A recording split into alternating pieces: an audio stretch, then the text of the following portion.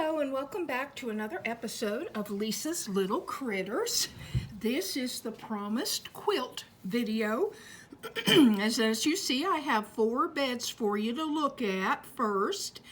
And our first bed is a Calico critter bed.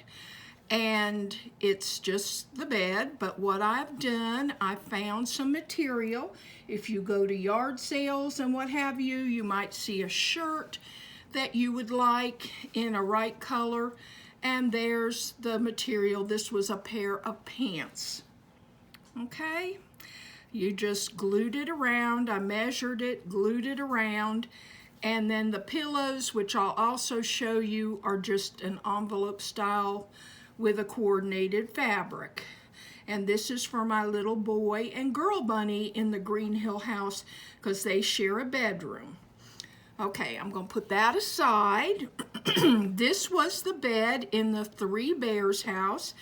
And again, it's a little quilt, but I wanted to show you the bed itself is made out of foam core. And I just glued the fabric to it. The headboards are thicker foam core. And again, I just glued the fabric to it. Now, in this case, I wanted the bed to look rumpled like Goldilocks had gotten out of it. So I had to make a sheet to put down first, just a piece of fabric. And then I made my quilt, which we're going to show. But this quilt was just done right on the fabric. I cut out these little 1/2-inch squares and just put them on like a 9 patch. The pillow I made the same way, but I added 2 pieces of the fabric, and that is just really easy to do. Okay, we're going to put that aside. Now, this was the Calico critter bed, and it is, as you see, a different, pattern. It's a little bit bigger because it's a double bed. I made the little pillow out of felt, and once I had glued all my pattern pieces of fabric to the paper towel, which is what I'm showing you today, I added the little squares and the squares to the headboard pillows because I thought they gave a better look of a quilt and matching, pillows. The Calico critter bedspreads, as we've all seen, they're fine and they fit the beds, and if this is for a child playing, they're perfectly fine, or even for you all. But I just wanted mine to be a little fancier. There's the Calico critter bedspread. Okay, so I did mine a little different. Now we're also going to set this one aside, and we're going to bring in Baby's bed. Now here's Baby's little crib, which I know that you all have seen many times. These cribs that stack. In the Green Hill house, I could only use one. That's all I had room for. But I'm going to show you how to make this little quilt. And each one of these little beds comes with one of these little pillows, which I know you all have seen. And what I'm going to do is just lay it down, and this is just a regular old piece of paper towel. I want to be sure that I'm in the middle of the frame. I think that's good. You can see. Now, what I do, I want the bed, the top of the quilt, to just come up to the pillow. So now I'm going to trace around this. Okay. So now I can use my ruler. Got to move that a little bit. And what I'm going to figure out here is that this bed is 2.5 inches, okay, long. I could do it this way. 2.5 inches, okay? The inside, just the pillow. I could have just done it with the pillow. Excuse me, and it's not 2 inches, it's 1.5 inches. Now, I'm going to divide that in 3, so we're going to have 3 1/2-inch squares, if that makes sense.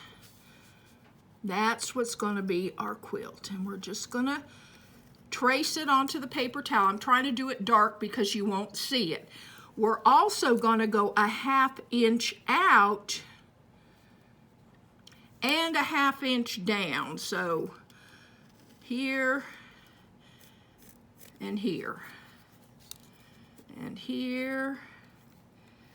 So we're going to be left with something that looks like the quilt that we're going to make, except we also need to go the 1/2 inches here in the center and across. So about like that. I'm just eyeballing this. The inside, we're just doing the inside because this is the border. You'll see here in a minute how this works. All right, so there we go. Basically, we have the quilt sketched out. Now, I've picked 2 coordinating fabrics, or 3, whatever you want to do. And the first thing we're going to do is do our side pieces, or part of the binding. So I'm going to lay this up here and just kind of make a little mark, and we're going to cut it and lay it down, okay? So like that. Then we're going to come down here, do it again, or you can just cut it right on the paper towel if you're good. There we go, and we'll lay that down just to set it there, okay? Then we need 2 more pieces. We need one for here, and again, I'm just gonna cut it at that intersection, save time, and this one will go here. It doesn't matter if they lay off the edge a little bit because we're gonna trim that off. All right, now we've trimmed them. Okay, so there's your binding for the quilt. And we need 1 more square for the middle, but I'll cut that in a minute. Okay, so the first thing we're going to start with is the blue, and this is just a little blue. Actually, I'm wrong about that. I'm going to make the corners first. So once again, you've got your little strip, and you're going to cut your little squares for the corner. And what you could do, whoa, it's sticking to me, is just lay it right there on the fabric. Once you've got one, cut another one, so you don't have to measure back. Does that make sense, I hope, to everybody? And that one's funny on the end, so I'm going to turn it. All right. No mistakes, happy accidents, just like Bob Ross. That's what I believe in. You can save almost anything. All right. Now, to case in point, I've done this video 3 times simply because, now that one's a little off, but it won't matter because we're going to trim it. The inside ones have to be pretty precise, but these corner ones, we have a little bit of leeway. And once again, I'm going to make the 4th one, and I hope this is making sense to everybody. All right, now all we need is 4 more of these squares. So I'm just going to cut my squares. And once again, I'm kind of eyeballing these. I know they're 1/2 inch, so I'm just cutting out squares. All right, there's our 4 squares. And we can lay them in, and if they're not right, see that one's a little big, we'll just cut him off. We'll fix him. All right, now, put him, he's going to go there. I'm looking at my other, but you can have this all, well, and that's what we're doing right now, laid out. If you don't like the way this is laid out, you can change it. All right, and you would just keep on laying, and then you do your blue, which once again, we're going to do 4 because we want the middle square, I want to be blue. So as you see, I'm cutting squares. 2. Or you could do it in this blue. It's whatever you like. All right, and here's another one, and we're going to make it blue. Okay, now, you've pretty much got all your squares cut out, and once you see it go together, you'll kind of understand. I'm kind of laying these off because now we need the glue. I'm going to put the glue here. on my little paint palette here. However, my Q-tip just went, I always call it a Q-tip. It's a toothpick. Went flying under the table. So now we have it. He's bad. Like that. And let me be sure this is good in the middle. Now, all we're going to do is put some glue like that and kind of paint the paper towel with the glue in the lines. That one's getting stuck. That's why I lay them off, because they get in the way. All right, but you can do a whole line of glue with the tacky glue because it doesn't glue, doesn't tack that fast. All right, now right where we had it, we're going to set our pieces in. There we go. And there's the third one, and we're starting on the edging. Okay, now we'll go down, and I'm just going to make a line with the glue once again. We'll lay that piece off. All right, just like that. And now we're going to put the blue, because again, this is like the edge, and you want to butt that all the way up if you can. There we go. And then this one will go down here. Try to get them as accurate as you can. Now we're going to start building the middle. Actually, I think I'll put this piece in first. So we'll have it done. All right. Now we put this little blue piece for the edging. And there's that. Now we start in the middle. And this is going to be blue, pink, blue for the first pass. So we're going to do blue. This fabric was so cute. I just had a little bitty piece of it, but it has little bitty bunnies on it. I don't know whether it'll show up very well. And this one's gonna overlap just that little bit, but it doesn't really matter.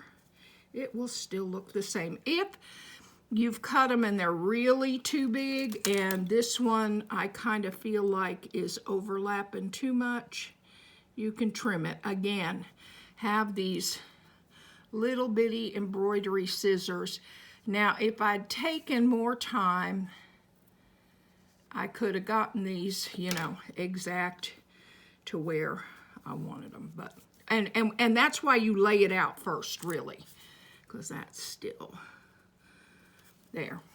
All right, now we'll do one more row here. I think basically you get the idea, but we'll do another row. Now this row is going to start with the pink one. We'll put the pink one. There we go. And now in the middle is where we said we were going to do the blue square, but I don't see my blue square, so I'm going to cut another one. No problem. Now there's the plain blue square.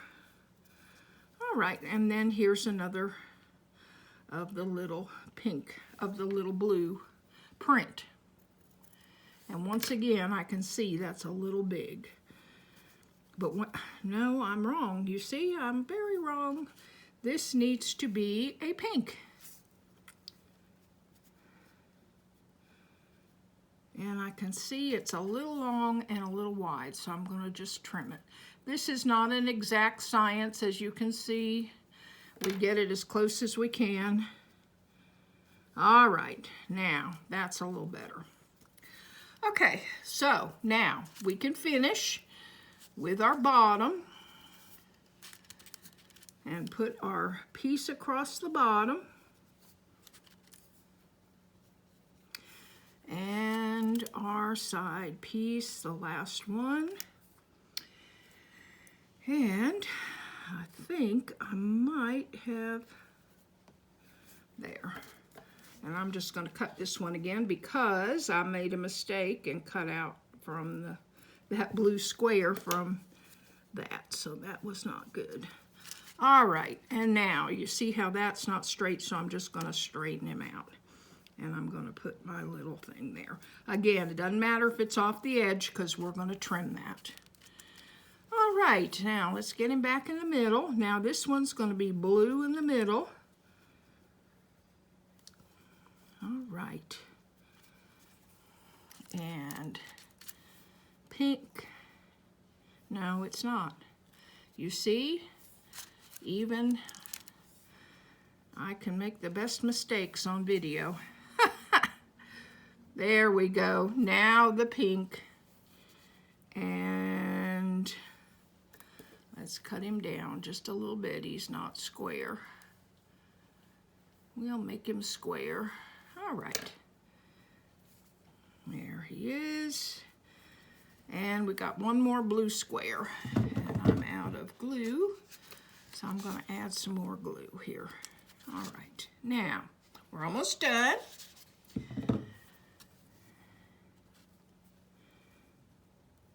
All right, now we'll add our last little blue square here. And it was kind of stuck. There we go. Now, I'm going to do two little trims here. And you see how that's hanging off? That one does matter. So I'm going to flip him up with my scissors and trim him so that he looks better. Now you can see all our pieces are glued, and you see how it will just bend like, you know, a quilt. It will bend around your bed. Like I said, if you're making your squares on top of some other fabric, you can just glue your squares right on the fabric. You don't have to use the paper towel. Now we're going to trim, like I said, and you're going to make it as straight as you can get it. And you see how those two aren't lining up, so we're going to trim them. And then we'll trim here. And we'll trim across the top. All right, and there we've got a pretty good quilt. I'm going to get rid of all this little bits and bobs. So now we go back to our bed, and I'm going to take this quilt out of the bed. For this quilt, I will show you. There's the thing with the little insert in it. Then you would take your little quilt, put it up to the top. If for some reason, you know, you could bend that over and put it in and put it around, and then just tuck it on the bottom. And there you go. And there it is. Now I cut the corners off this one because it just laid better. But either way you want to do it. And this one's been on the bed for a while, as you can see. So it just kind of has become to lay over. Now, I didn't like the way it was so flat, so I decided to do a little pillow, and I'm going to show you how to do the little pillow, and you can do it in any fabric you like, but I'm going to do it in the little blue. I cut out a piece of felt. It's probably about 1.5 inches by 1 inch. You just measure it to the bed. And we're going to fold it in folds. And then I'm going to grab my hot glue gun here. Just put a little dab. Maybe that'll set there. Okay, just a little dab of glue. And make a pillow. Okay, just like that. Then we're going to lay it on a piece of fabric. And I chose the blue. And you want it to be a little longer. I hope this is in the middle. Let's get it in the middle. Just a little bit longer all the way around, okay? So we're just going to cut that out. Just like that. There. So it's a rectangle on a rectangle, basically. And you can put just a little dab of glue on this to hold it in the middle. Okay, just like that. Then I'm just going to go down this side with a little bit of hot glue. It's a little tricky when it's on felt. And we'll flip it up and hold it down. There we go. We're going to do the same thing here. Okay, just a little bit. Hold it. Flip it. All right, now, and that'll hold almost immediately. Now, I put a little bit of glue inside here. If you can see, I hope you can see. And then kind of push this in and down, ouch, without getting burnt. And then you just put your glue right here and flip him over, just like that, okay? So you do the same thing on the other side, and there you have your little pillow. And that's as easy as the pillows get. It's the same way I did this one, as you see on the back. So it's, you know, it's really easy to do your little pillows, and that one's even a little wider. So now I think that's it for the quilts, but I wanted to show you one more thing that I thought might help somebody if you're on a budget. So let me take this out of the holder. There we go. And I'm going to pan you around to my door over here. This, I'm going to pan back. This is a shoe or purse holder that goes in a closet. And I have it hung on a door. And I will go down, and as you see, and we'll go in close, these are all my critters who are currently not in buildings or setups or what have you. And this gives an excellent place to keep them out of the dust for almost no money. It was so cheap. I don't have the money for a nice display cabinet, but here's all my little families. And once again, these things in the front right here are Coke can lids or Coke bottle lids, and in the back there's the toilet paper or paper towel rungs, just little strips cut off of them. And then when I'm done using them, the little critter, well, she don't want to, but she gonna go back in there. There she goes. Can go right back in. So when I'm using them, I can just pull them out, but when I'm not using them, they are out of the air and the dust, and they could still get a little bit of dust on the ends, but you know, not much. I think it works very well, and it might work for one of you, so that's why I'm showing you. All right, that's about all I have today. If you like this video, please give me a thumbs up, and you could share it, and you could also subscribe if you'd like to see more videos. Thank you so much for watching. Bye.